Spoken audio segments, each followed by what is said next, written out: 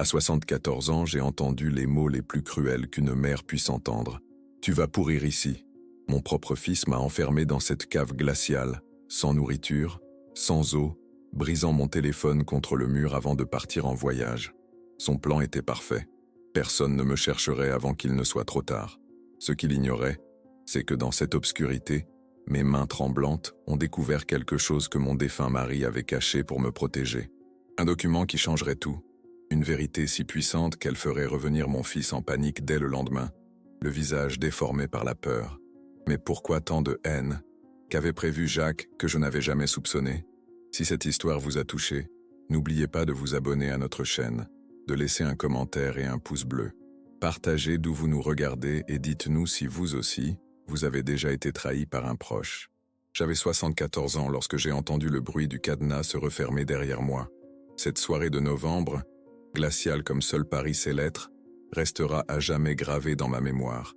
Les vieux murs en pierre de notre maison familiale de Montmartre, celle que mon défunt mari Jacques avait achetée avec l'argent de toute une vie de travail, semblaient désormais se refermer sur moi comme un tombeau. Mon fils, Philippe, se tenait là, dans l'embrasure de la porte du sous-sol. Ce même enfant que j'avais porté dans mon ventre pendant 9 mois, que j'avais bercé contre ma poitrine pendant des nuits entières quand il faisait ses dents, me regardait maintenant avec un mépris glaçant.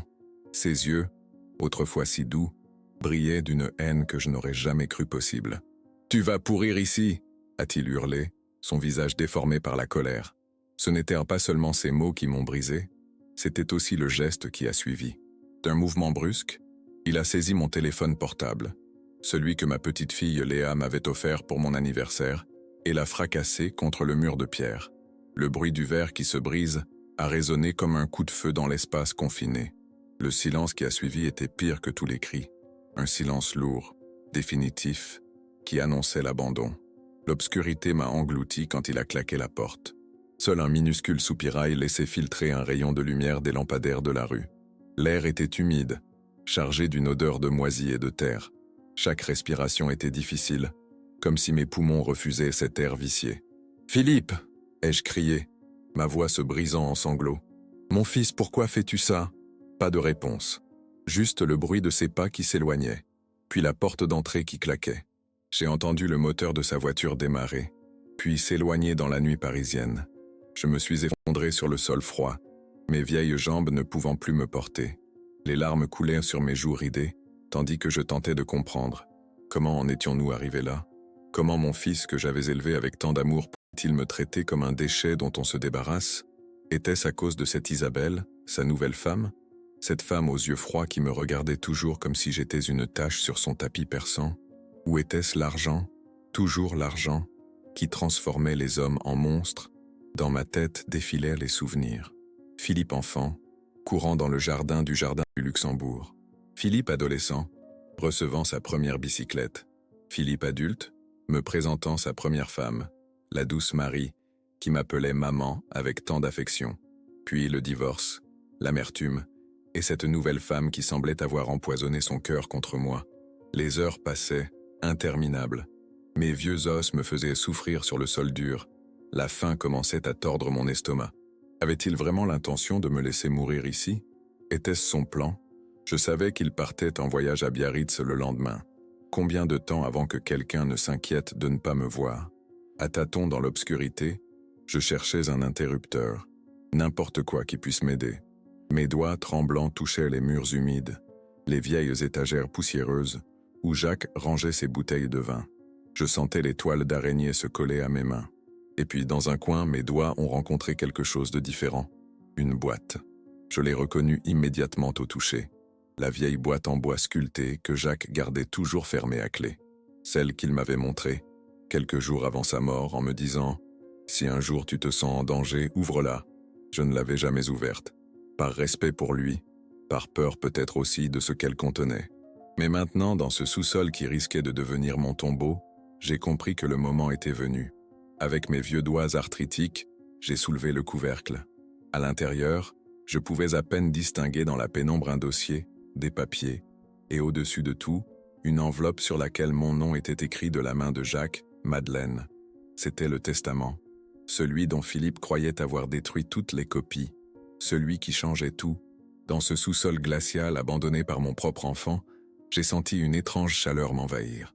Jacques, même depuis sa tombe, continuait à veiller sur moi, et dans ces pages jaunies par le temps, se trouvait peut-être ma seule chance de survie. « Tu ne sais pas ce que tu as fait, Philippe ?»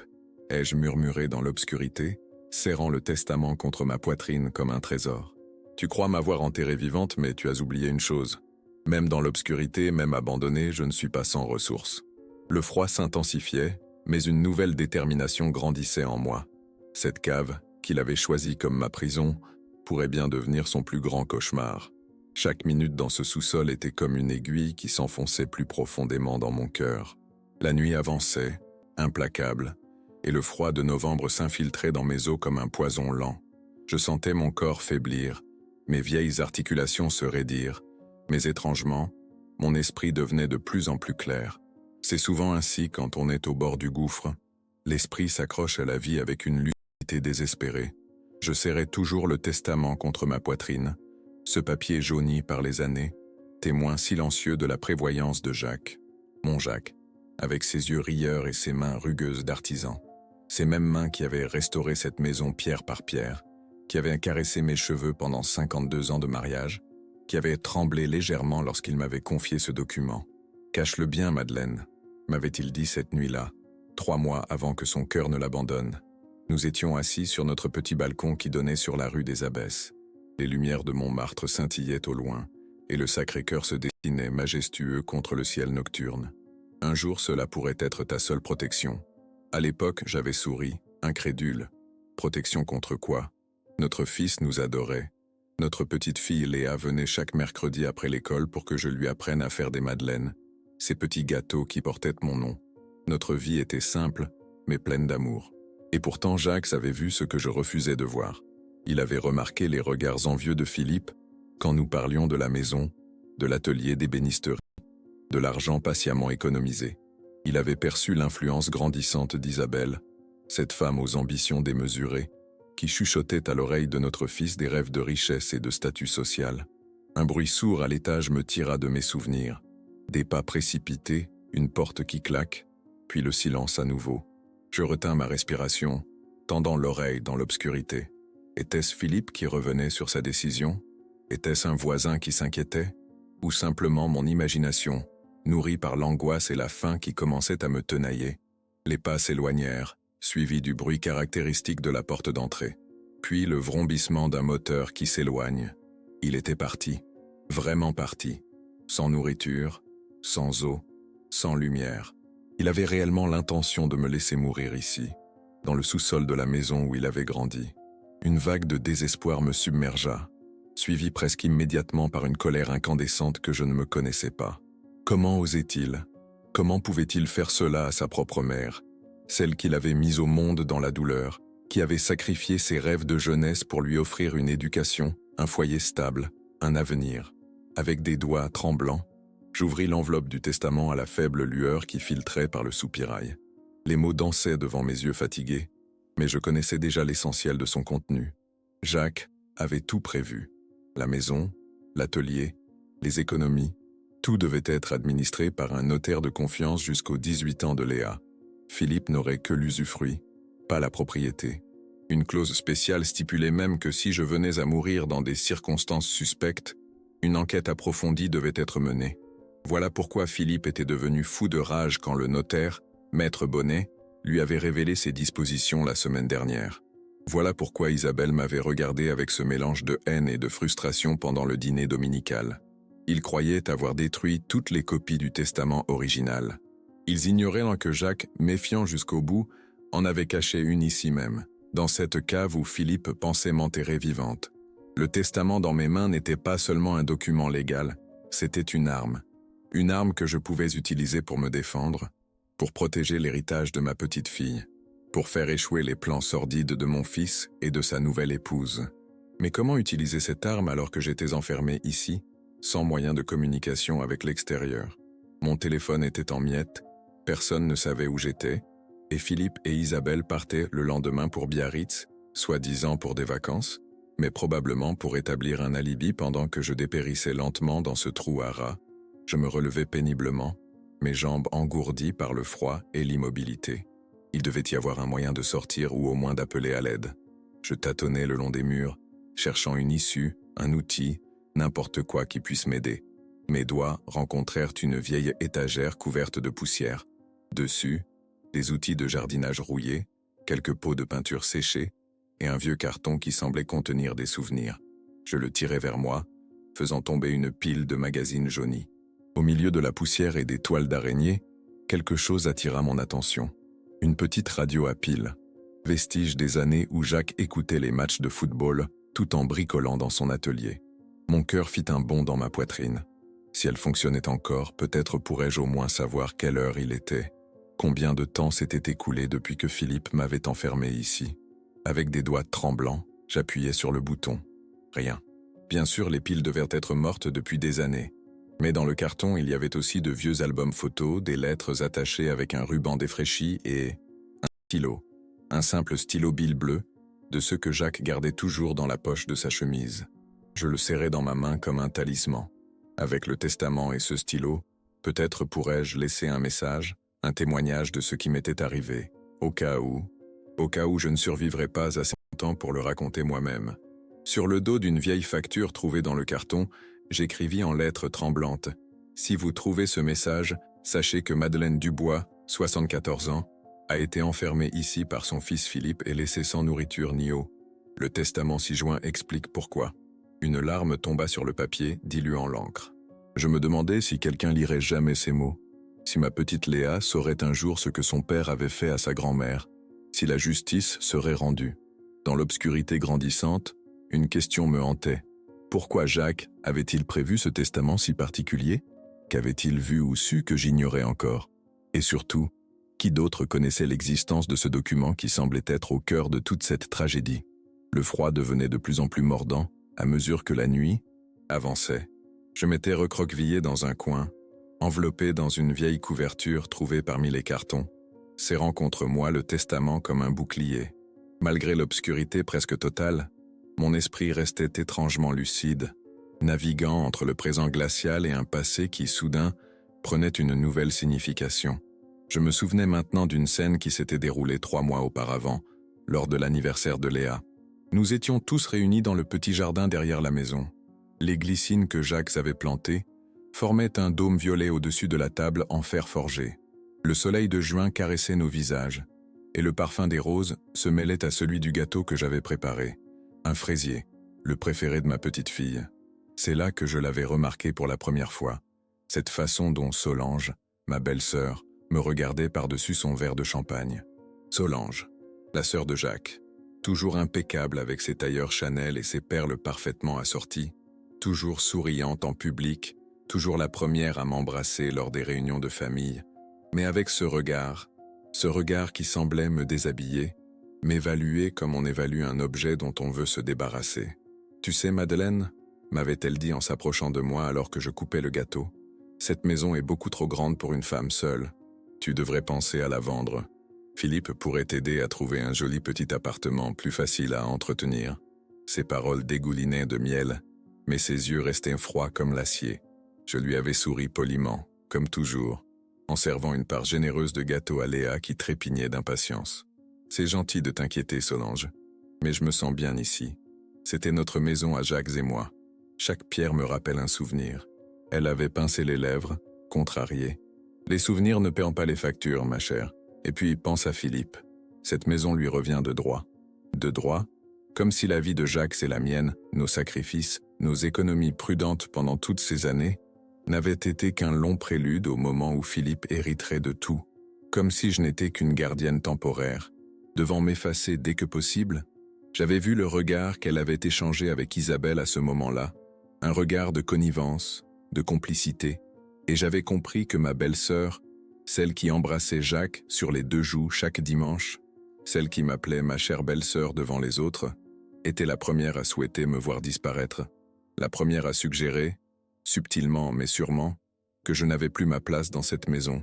Et Isabelle avec son parfum entêtant et ses bijoux clinquants, trop lourd pour ses doigts délicats, Isabelle qui ne manquait jamais une occasion de me rappeler, à mots couverts, que j'étais devenu un fardeau. Philippe s'inquiète tellement pour toi, belle maman, disait-elle de sa voix mielleuse. Il se demande si tu ne serais pas mieux dans une de ces résidences pour seniors, avec des gens de ton âge, tu sais, des activités adaptées, des infirmières disponibles jour et nuit. Des infirmières? J'avais beau avoir 74 ans, je n'avais besoin de l'aide de personne pour faire ma toilette ou préparer mes repas. Je jardinais encore chaque matin. Je cuisinais pour 3 quand Léa venait me voir. Je lisais sans lunettes et montais les escaliers sans m'essouffler. Mais dans leurs yeux, j'étais déjà une mourante, une vieille femme dont la présence prolongée devenait gênante. Je me souvins d'une conversation que j'avais surprise entre Isabelle et Philippe, quelques semaines après cette fête d'anniversaire. Ils étaient dans le salon, croyant que je faisais la sieste dans ma chambre à l'étage. Je m'étais arrêté dans l'escalier, figé par les paroles qui montaient jusqu'à moi. « Ta mère ne cède pas, Philippe. Elle s'accroche à cette maison comme une moule à son rocher », disait Isabelle, la frustration évidente dans sa voix. Nous ne pouvons pas attendre indéfiniment. L'agent immobilier m'a dit que dans ce quartier, nous pourrions en tirer au moins 1,5 million. Pense à ce que nous pourrions faire avec cet argent. La voix de mon fils m'avait alors transpercé le cœur. Ma mère ne fait que nous ralentir. Je m'occuperai d'elle. Ne t'inquiète pas. S'occuper de moi. Je comprenais maintenant ce qu'il entendait par là. Me faire disparaître. M'effacer de l'équation pour que la maison leur revienne plus rapidement. Pour qu'ils puissent la vendre, empocher l'argent et réaliser les ambitions d'Isabelle, cette femme qui avait toujours voulu vivre dans le 16e arrondissement, fréquenter les galeries d'art à la mode, s'acheter des sacs à main qui coûtaient plus cher que ce que Jacques gagnait en un mois de travail. Dans ce sous-sol humide, ses souvenirs prenaient une teinte sinistre. Les signes avaient toujours été là, mais je les avais ignorés, refusant de croire que mon propre fils puisse me considérer comme un obstacle à éliminer. Je pensais à ma petite Léa, avec ses tresses blondes et son rire qui résonnait dans toute la maison. Que lui dirait-il quand elle demanderait où était sa grand-mère? Lui mentirait-il, prétendant que j'étais parti en voyage, ou pire, que j'étais morte naturellement? Saurait-elle un jour la vérité sur ce que son père avait fait? Une douleur plus profonde que le froid physique m'envahit à cette pensée. Léa, ma continuation, mon espoir. Elle qui aimait tant m'écouter raconter l'histoire de sa famille, qui dessinait des portraits de son grand-père Jacques, qu'elle n'avait connu que par mes récits et les photos jaunies. Que deviendrait-elle, élevée par des parents capables de laisser mourir de faim une vieille femme pour s'emparer de son bien? Le testament que je tenais entre mes mains n'était pas seulement un document légal, c'était une promesse faite à Jacques, une protection pour Léa. Il garantissait que notre petite fille hériterait directement de la maison et de l'atelier à sa majorité, avec moi comme tutrice légale de ses biens jusque-là. Philippe et Isabelle n'auraient jamais le droit de vendre la propriété, jamais accès au compte en banque que Jacques avait soigneusement alimenté pendant des décennies. Voilà pourquoi ils me haïssaient tant. Voilà pourquoi j'étais devenue, à leurs yeux, non plus une mère ou une belle-mère, mais un simple obstacle à leur cupidité. Dans l'obscurité du sous-sol, je me promis une chose. Je ne mourrai pas ici, pas comme ça, pas pour leur faire ce plaisir. D'une façon ou d'une autre, je sortirai de cette prison, je protégerai l'héritage de Léa, et je leur ferai payer cette trahison qui dépassait tout ce que j'aurais pu imaginer. Le testament était plus qu'un document. C'était un rappel que j'avais encore quelque chose qu'ils ne pouvaient pas contrôler, la vérité. Et la vérité, même enfermée dans un sous-sol, finit toujours par trouver son chemin vers la lumière. La nuit avançait, lente et glaciale. Je n'avais aucune idée de l'heure qu'il était. Peut-être 2 ou 3 heures du matin. L'obscurité était presque totale, à l'exception d'un mince filet de lumière lunaire qui s'infiltrait par le soupirail étroit. Ce rayon argenté, fragile comme l'espoir qui m'habitait encore, découpait des ombres fantomatiques sur le sol poussiéreux. J'avais cessé de pleurer. Les larmes ne me serviraient à rien ici. À la place, je fouillais méthodiquement les cartons entassés dans un coin du sous-sol, à la recherche de tout ce qui pourrait m'être utile.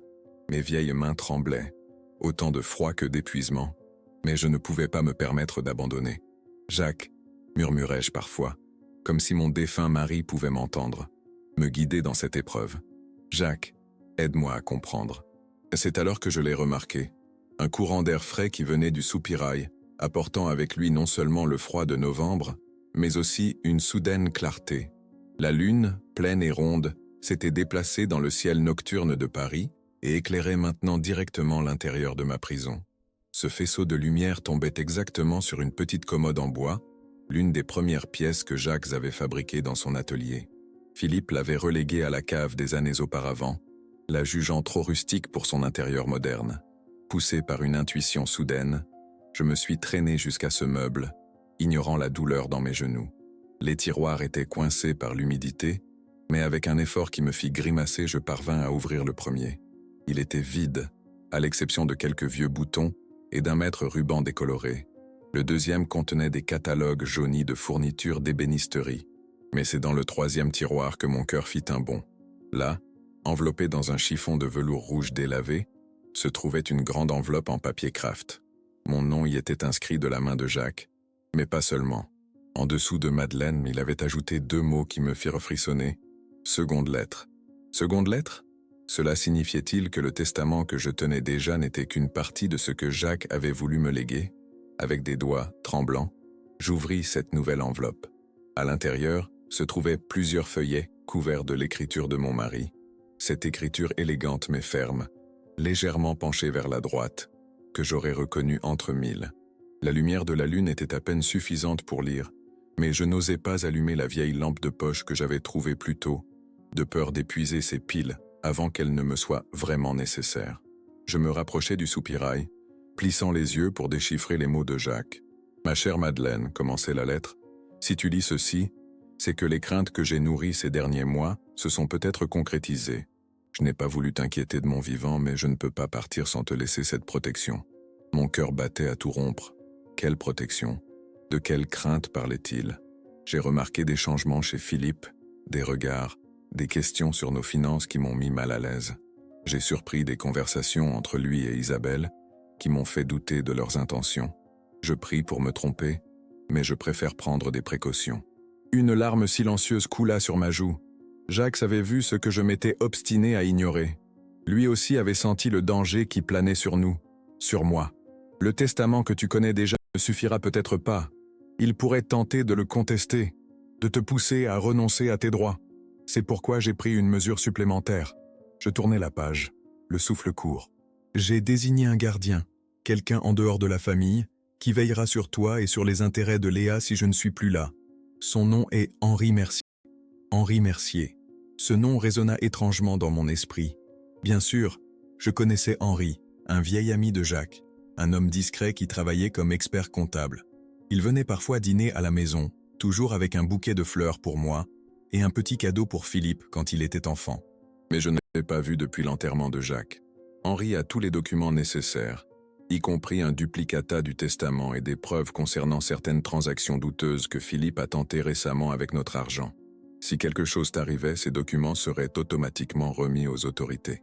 Mon esprit tournoyait. Des transactions douteuses? Philippe avait-il essayé de s'approprier l'argent de Jacques avant même sa mort?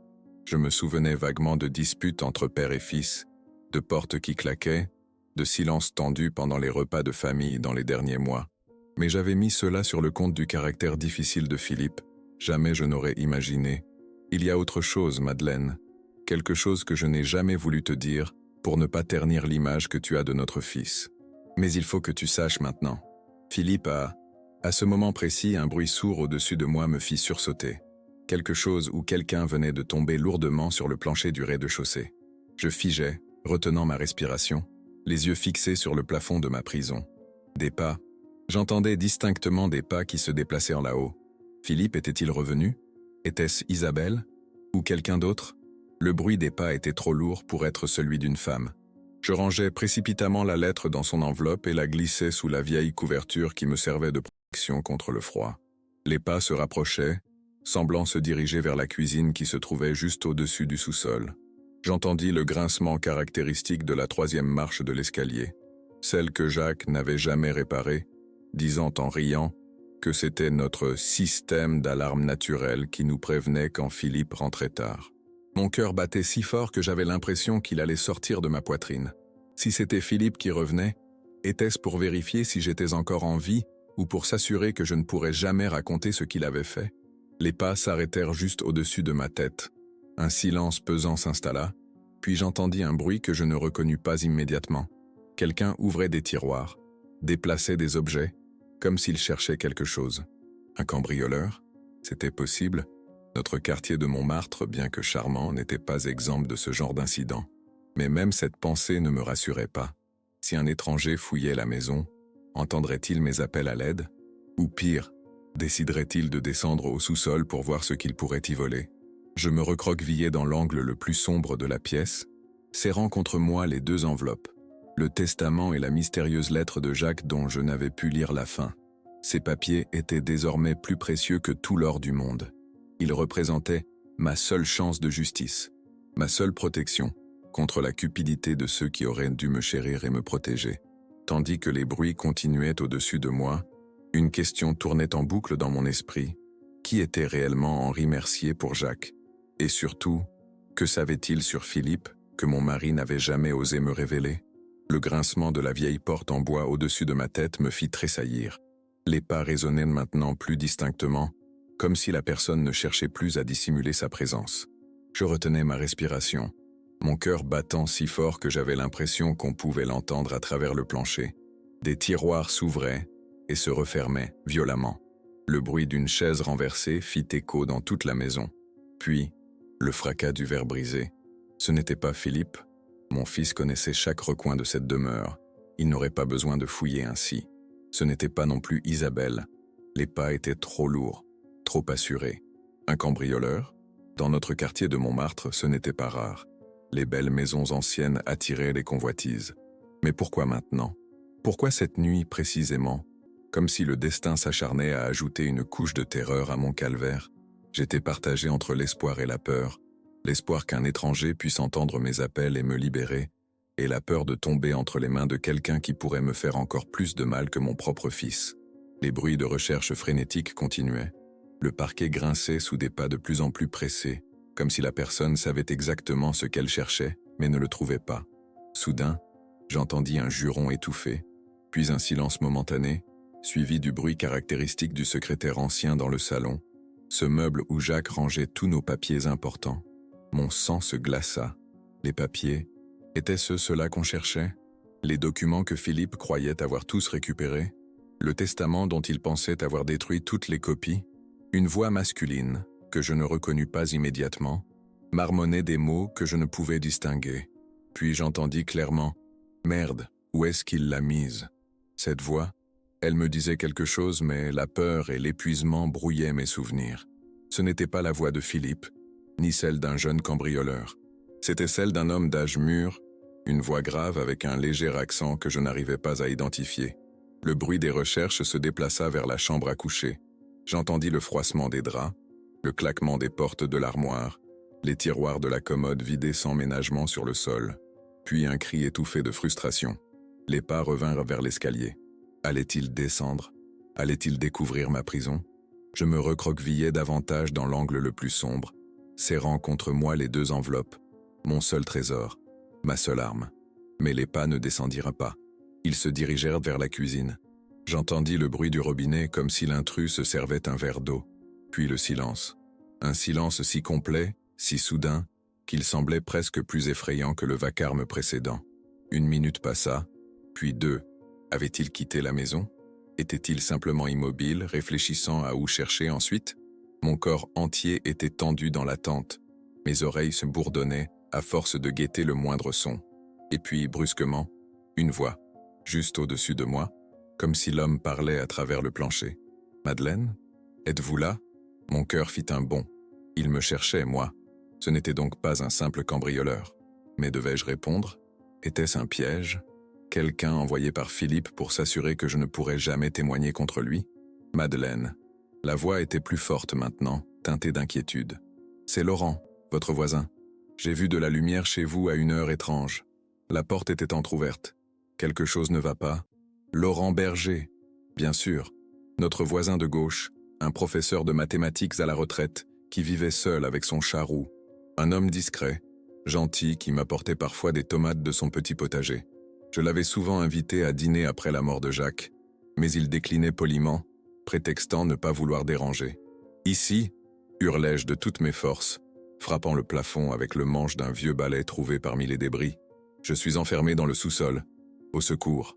Un silence, puis le bruit précipité de pas se dirigeant vers la porte de la cave. J'entendis la poignée tourner, mais bien sûr la porte resta fermée. Philippe avait pris soin de la verrouiller avec le vieux cadenas rouillé. « Madeleine ? Mon Dieu, que s'est-il passé? Qui vous a enfermé là ?» La voix de Laurent était plus proche maintenant, juste derrière la porte. « C'est Philippe, » répondis-je, la gorge serrée par l'émotion. « Mon fils, il m'a enfermé ici et est parti en voyage. S'il vous plaît, aidez-moi à sortir. » Un juron étouffé, puis le bruit métallique du cadenas qu'on secoue. C'est verrouillé solidement. Je n'ai pas les outils pour forcer cette serrure. Je vais appeler la police. « Non !» m'écriai-je instinctivement. La police? Un scandale public? Mon fils arrêté, peut-être emprisonné? Malgré tout ce qu'il m'avait fait, une partie de moi, cette partie irrationnelle, cette partie mère, ne pouvait supporter cette idée. « Je ne veux pas de scandale !» expliquai-je à travers la porte. « Pas maintenant, pas comme ça. Il y a quelque chose de plus important. » Je m'interrompis, réfléchissant frénétiquement. Laurent était là, prêt à m'aider, mais je ne pouvais pas sortir immédiatement. Et le testament, la lettre de Jacques, ces documents étaient trop importants pour risquer qu'ils tombent entre de mauvaises mains. « Laurent, » repris-je, essayant de garder ma voix ferme malgré la peur et l'épuisement, « il y a un petit soupirail sur le côté de la maison. Pouvez-vous y regarder ?» Je l'entendis s'éloigner, puis revenir quelques minutes plus tard. « Je le vois, mais c'est trop petit pour que vous puissiez passer. »« Je sais, » répondis-je, « mais j'ai quelque chose d'important à vous confier. Des papiers. C'est pour cela que Philippe m'a enfermé ici. Il cherche ces documents. » Un silence, puis la voix prudente de Laurent. « Quels documents ? » ?»« Le testament de mon mari. Et une lettre. Philippe croit les avoir tous détruits, mais j'en ai trouvé des copies ici. S'il vous plaît, prenez-les et gardez-les en sécurité. Ensuite, vous pourrez appeler quelqu'un pour me faire sortir. » J'entendis Laurent se diriger vers l'extérieur de la maison. Quelques instants plus tard, la faible lumière qui entrait par le soupirail fut obscurcie par son visage. Il se pencha, tentant de voir à l'intérieur. « Madeleine, je vous vois à peine. Pouvez-vous vous approcher ?» Avec un effort douloureux, je me traînais jusqu'au soupirail, serrant toujours les précieuses enveloppes contre ma poitrine. La lumière de l'aube commençait à peine à poindre, donnant à ce moment une qualité presque irréelle, comme si je flottais entre deux mondes. « Prenez ceci, » dis-je, poussant les enveloppes à travers l'étroite ouverture. « Gardez-les bien. Ne les montrez à personne sauf à Maître Bonnet, le notaire de Jacques. Son numéro est dans le répertoire près du téléphone dans l'entrée. » Les mains rugueuses de Laurent saisirent les enveloppes avec précaution. « Je les garderai en sécurité, je vous le promets.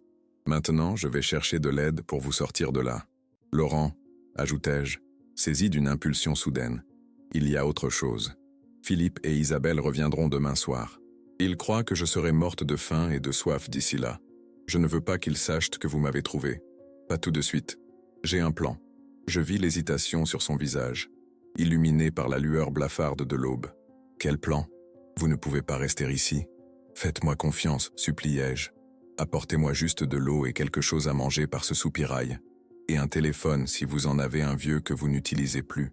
Je vous expliquerai tout plus tard. » Laurent disparut de ma vue un instant puis revint. « Je ne comprends pas, mais je vous fais confiance. Je reviendrai dans 1 heure avec ce dont vous avez besoin. » Tandis qu'il s'éloignait, je sentis une étrange sensation m'envahir. Non plus le désespoir glacial qui m'avait accompagné toute la nuit, mais une chaleur, une détermination nouvelle. Le testament et la lettre de Jacques étaient maintenant en sécurité. Et bientôt, très bientôt, Philippe comprendrait que sa vieille mère n'était pas aussi facile à éliminer qu'il le pensait. Les heures s'écoulèrent avec une lenteur insoutenable. Malgré l'aube qui filtrait timidement par le soupirail, le sous-sol restait plongé dans une semi-obscurité qui rendait chaque minute interminable. Mon corps tout entier me faisait souffrir. Mes articulations raides par le froid et l'immobilité, mon estomac qui se tordait de faim, ma gorge desséchée qui réclamait de l'eau. Mais l'espoir avait remplacé le désespoir, et cette flamme nouvelle me donnait la force d'endurer. Je tendais l'oreille, guettant le moindre bruit qui annoncerait le retour de Laurent. Les minutes passaient, puis 1 heure entière. Avait-il changé d'avis ? Était-il finalement allé prévenir la police malgré ma demande ? Ou pire, Philippe était-il revenu plus tôt que prévu et l'avait-il intercepté ? Ces pensées tourmentaient à mon esprit fatigué, quand un léger raclement se fit entendre du côté du soupirail. Je me redressai péniblement, mon cœur battant d'espoir. « Madeleine », la voix chuchotée de Laurent me parvint comme une bénédiction. « J'ai ce que vous avez demandé. Personne ne m'a vu entrer dans votre jardin. Je me traînais jusqu'à l'ouverture. La lumière du jour, bien que filtrée par les nuages de novembre, me fit cligner des yeux. Le visage de Laurent apparut, marqué par l'inquiétude et l'effort. Il devait être à genoux, dans la terre humide du jardin pour atteindre le soupirail. « Tenez », dit-il en faisant passer une petite bouteille d'eau par l'ouverture. « Buvez doucement, par petites gorgées. Votre corps pourrait rejeter l'eau si vous buvez trop vite après une telle déshydratation. » Mes mains tremblantes saisirent la bouteille. L'eau fraîche sur mes lèvres craquelées fut une sensation presque douloureuse, tant elle était intense. Je suivis son conseil, buvant lentement, laissant chaque gorgée apaiser le feu qui brûlait ma gorge. Laurent passa ensuite un sac en tissu contenant ce qui semblait être des sandwichs enveloppés dans du papier aluminium, une pomme et quelques biscuits. « Mangez doucement aussi », conseilla-t-il. J'ai inclus des choses simples, faciles à digérer. Le dernier objet qu'il me tendit était un vieux téléphone portable. « Il est chargé », expliqua-t-il. « C'est un ancien modèle, mais il fonctionne. J'ai enregistré mon numéro dedans, sous Laurent. Le signal n'est peut-être pas très bon dans le sous-sol, mais si vous vous placez près du soupirail, cela devrait fonctionner. Je serrai le téléphone comme un trésor inestimable. « Merci », murmurai-je, ma voix cassée par l'émotion. « Vous me sauvez la vie, Laurent. » Son expression s'assombrit. « Madeleine, je respecte votre souhait de ne pas appeler la police tout de suite, mais je dois comprendre pourquoi. Votre fils a essayé de vous tuer. C'est un crime grave. » Je pris une autre gorgée d'eau, cherchant les mots justes. Comment expliquer à cet homme bon qu'une partie de moi, cette partie irrationnellement maternelle, ne pouvait supporter l'idée de voir Philippe en prison? Comment lui faire comprendre que ma vengeance devait être plus subtile, plus complète que la simple justice pénale? Les documents que je vous ai confiés, commençai-je, le testament et la lettre de Jacques, ils contiennent des informations que Philippe et sa femme Isabelle tentent désespérément de cacher. Mon mari avait prévu que quelque chose comme cela pourrait arriver. Il a pris des mesures pour me protéger, pour protéger notre petite fille Léa. Je m'interrompis, reprenant mon souffle. Si la police intervient maintenant, Philippe niera tout. Il dira que c'était un accident, que je me suis enfermé moi-même par erreur. Ou pire, il pourrait détruire d'autres preuves avant que nous puissions les récupérer. Laurent fronça les sourcils, peu convaincu, et votre plan serait de lui faire croire que son plan a fonctionné. En partie, expliquai-je, de le confronter avec ce que je sais au moment où il s'y attendra le moins.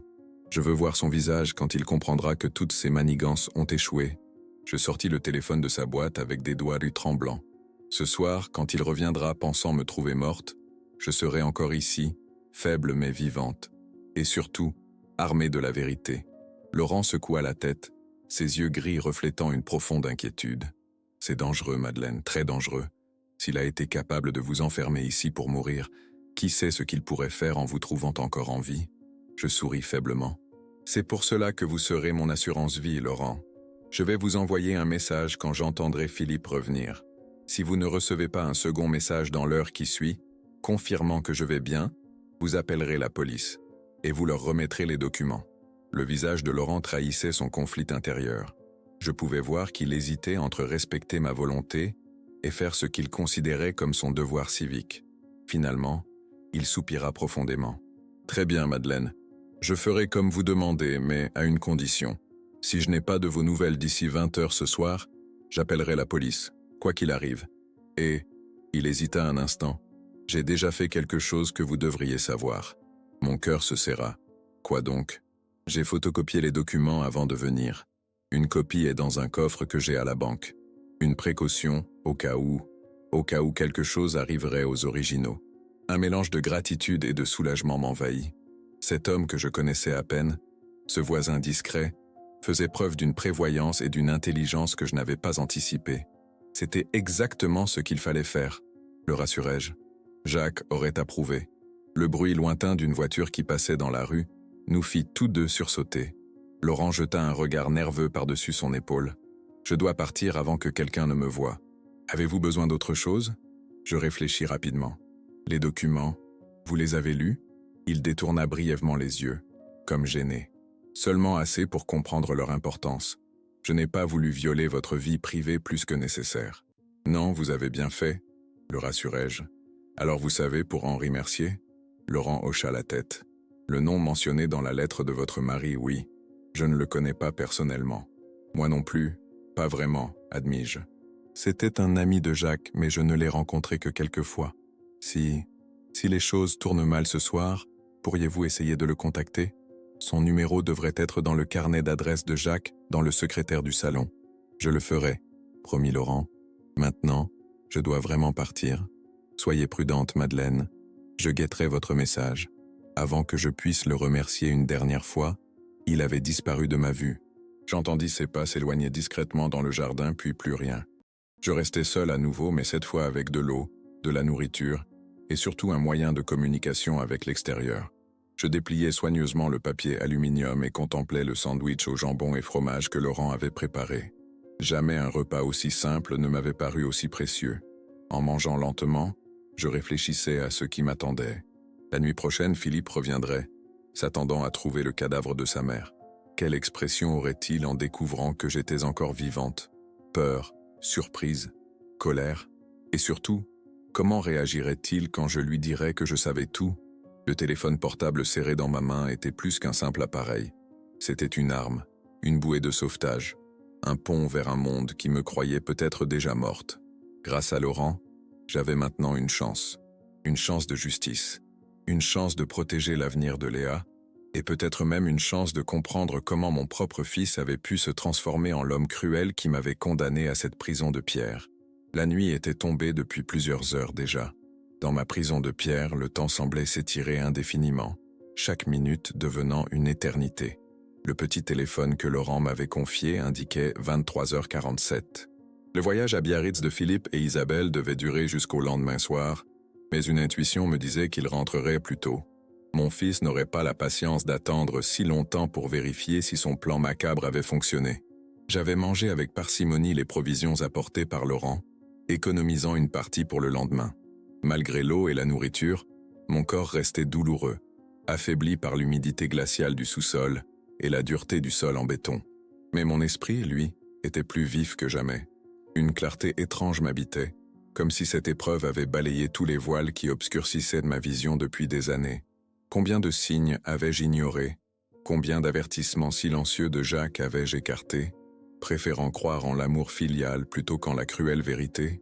Je revoyais le regard fuyant de Philippe lorsque nous parlions de l'avenir de Léa, ses questions insistantes sur nos économies, sa colère à peine contenue quand Jacques refusait de lui prêter de l'argent pour ses projets toujours plus grandioses. Un bruit métallique soudain me fit sursauter. Il venait du portail du jardin. Je me figeais, tendant l'oreille. Le grincement caractéristique de notre vieille grille en fer forgé résonna dans la nuit. Quelqu'un entrait dans la propriété. Mon cœur se mit à battre si fort qu'il semblait vouloir sortir de ma poitrine. Je me traînais jusqu'au soupirail, essayant de voir qui approchait, mais l'angle ne me permettait d'apercevoir qu'une portion du jardin plongée dans l'obscurité. Des pas crissèrent sur le gravier de l'allée, s'approchant de la maison. Puis j'entendis le son d'une clé tournant dans la serrure de la porte d'entrée. Ce n'était pas un étranger, mais quelqu'un qui possédait les clés. Philippe. Il était revenu plus tôt que prévu, exactement comme je l'avais pressenti. Une bouffée de peur me submergea, suivie immédiatement par une détermination féroce. Avec des doigts tremblants, je saisis le téléphone et tapai rapidement un message pour Laurent. Il est revenu, plus tôt que prévu. Si pas de nouvelles dans 1 heure, appelez police. J'envoyai le message, priant pour que le signal soit suffisant dans ce sous-sol aux murs épais. Après quelques secondes interminables, la confirmation d'envoi apparut sur l'écran. Un soulagement momentané me traversa. Au-dessus de ma tête, les pas de Philippe résonnaient sur le parquet. Il ne prenait même pas la peine d'être discret, convaincu sans doute que la maison était vide de toute présence vivante. Je l'entendis se diriger vers la cuisine, ouvrir le réfrigérateur, puis le refermer. Le bruit d'un verre posé sur le comptoir, le glou-glou d'une bouteille qu'on débouche. Il se servait tranquillement à boire, comme si de rien n'était, pendant que sa mère était censée agoniser quelques mètres plus bas. Un frisson de dégoût me parcourut l'échine. Comment avais-je pu mettre au monde un être capable d'une telle froideur? Où avais-je échoué dans l'éducation pour qu'il devienne cet homme sans cœur? Les minutes s'écoulèrent, interminables. Philippe semblait prendre tout son temps, comme s'il repoussait le moment de vérifier l'état de sa prisonnière. Je l'imaginais assis dans le fauteuil de Jacques, sirotant son verre de vin, peut-être même en train de calculer combien il tirer de la vente de la maison une fois que tout serait réglé. Finalement, j'entendis ses pas se diriger vers la porte du sous-sol. Mon cœur battait si fort que je craignais qu'il ne l'entende à travers la porte. Le cliquetis du cadenas qu'on manipule résonna dans le silence. Puis, lentement, la porte s'ouvrit, laissant entrer un rayon de lumière aveuglante. Je fermai les yeux, ébloui après tant d'heures dans la pénombre. Quand je les rouvris, Philippe se tenait dans l'embrasure, une lampe torche à la main. Son visage était partiellement dans l'ombre, mais je pouvais voir son expression, un mélange d'anticipation et de quelque chose qui ressemblait presque à de la peur. « Maman ?» Sa voix était hésitante, comme s'il s'attendait à ne pas recevoir de réponse. Je restais immobile dans mon coin, le téléphone caché sous la vieille couverture.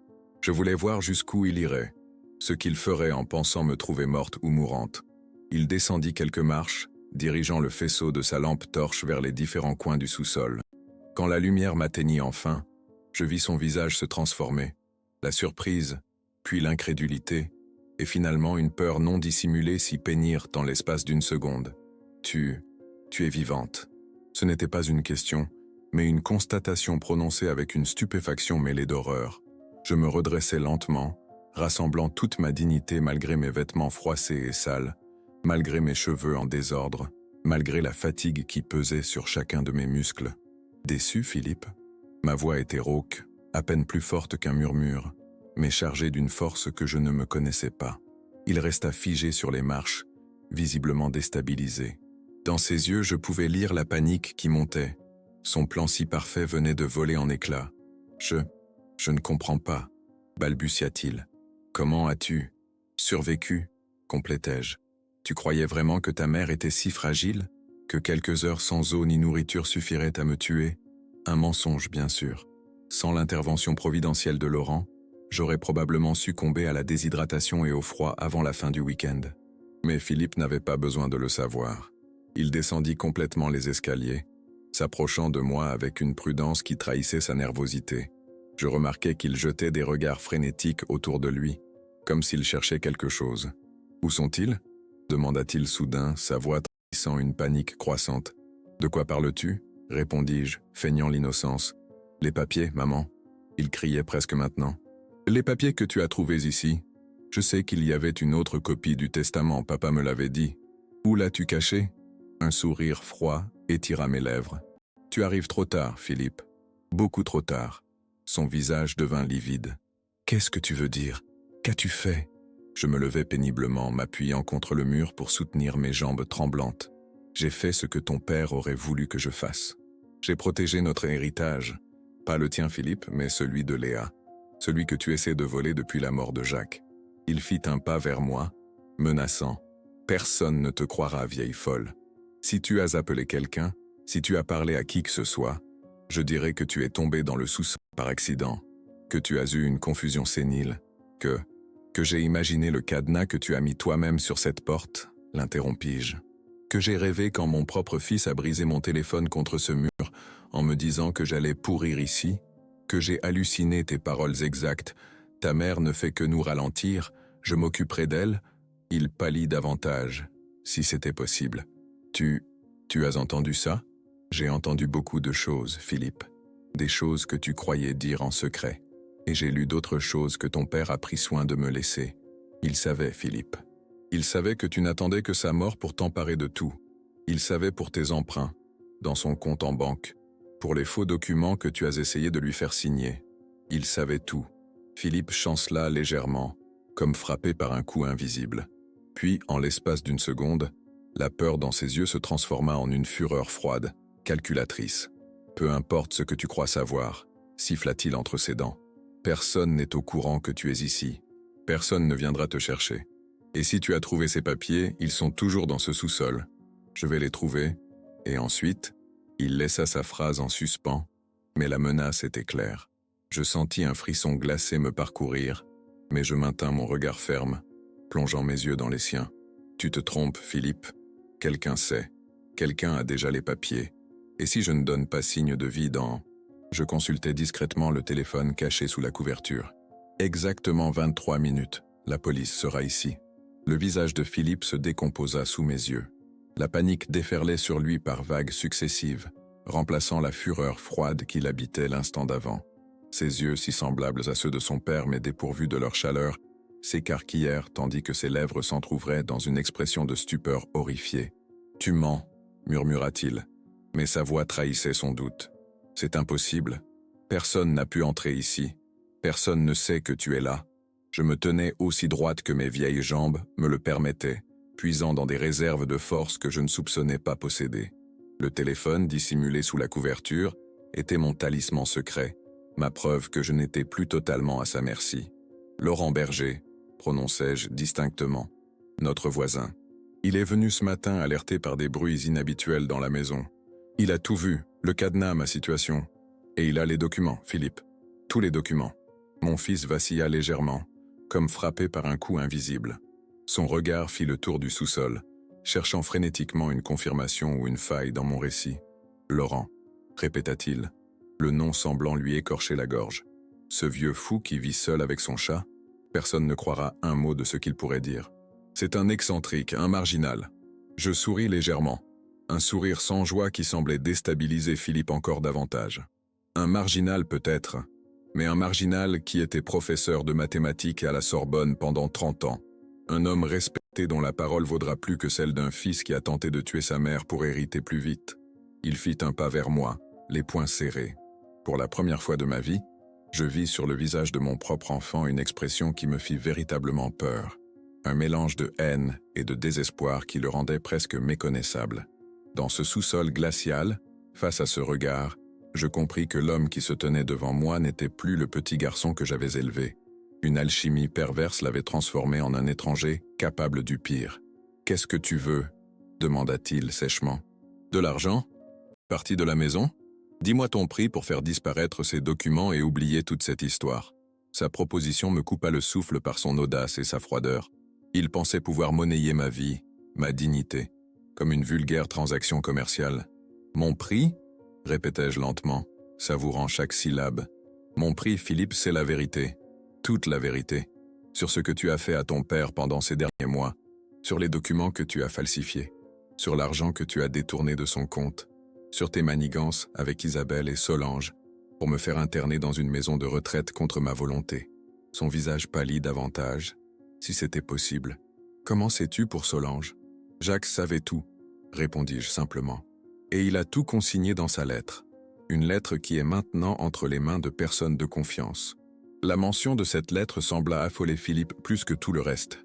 Il passa une main tremblante sur son visage, comme pour effacer une image insupportable. « Ce n'est pas ce que tu crois, » commença-t-il, sa voix soudain plaintive, presque enfantine.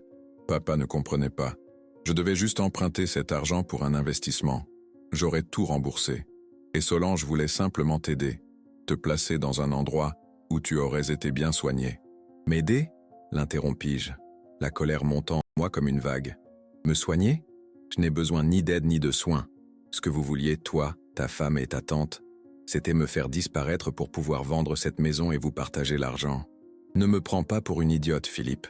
J'ai peut-être été aveuglé par l'amour maternel pendant trop longtemps, mais mes yeux sont grands ouverts maintenant. » Il recula d'un pas, comme frappé par la force de mes paroles. Pour la première fois, je vis dans son regard une lueur qui ressemblait presque à du respect, ou du moins à la reconnaissance que sa vieille mère n'était pas le jouet docile qu'il avait imaginé. « Qu'est-ce qui va se passer maintenant ?» demanda-t-il, sa voix soudain très basse. Je consultai discrètement le téléphone, plus que 10 minutes avant que Laurent n'alerte les autorités. Je devais agir vite. « Voilà ce qui va se passer, » dis-je, choisissant soigneusement mes mots. « Tu vas me faire sortir de ce sous-sol immédiatement.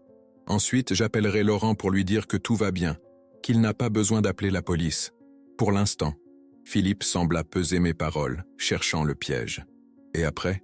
Après, nous aurons une conversation, une vraie conversation, sur l'avenir de cette maison, sur Léa, sur ce que Jacques voulait réellement. » Son expression s'assombrit à la mention du testament. « Tu sais que c'est injuste. Papa n'avait pas le droit de tout laisser à Léa.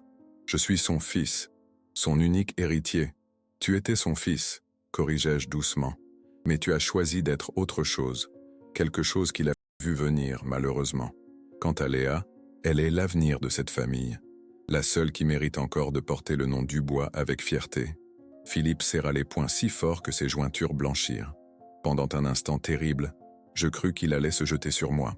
Mais quelque chose dans mon regard, peut-être cette nouvelle résolution, cette force tranquille que j'avais découverte dans l'épreuve, sembla le faire hésiter.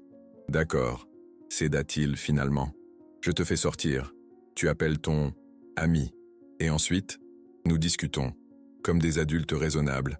Il tendit la main vers moi pour m'aider à me lever, mais je l'ignorais, me redressant seul, malgré la douleur dans mes articulations.